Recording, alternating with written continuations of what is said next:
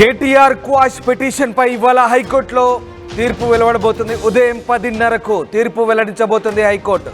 ACB కేసును కొట్టివేయాలంటూ హైకోర్టును ఆశ్రయించారు కేటీఆర్ పిటిషన్ పై ఇటీవల వాదనలు కూడా ముగిశాయి. తీర్పు ఇచ్చే వరకు కూడా కేటీఆర్ను అరెస్ట్ చేయొద్దంటూ హైకోర్టు చెప్పింది.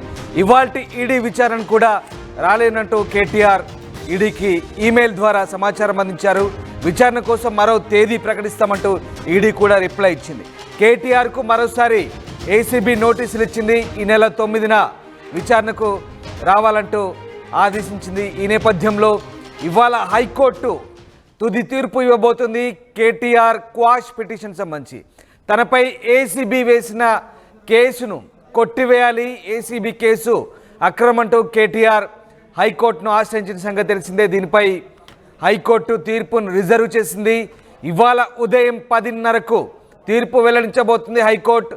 ఏసీబీ కేసును కొట్టివేయాలంటూ కేటీఆర్ వేసిన క్వాష్కు సంబంధించి ఇవాళ తీర్పు అయితే వెలువడబోతుంది. దీంతో ఉత్కంఠ రేగుతోంది.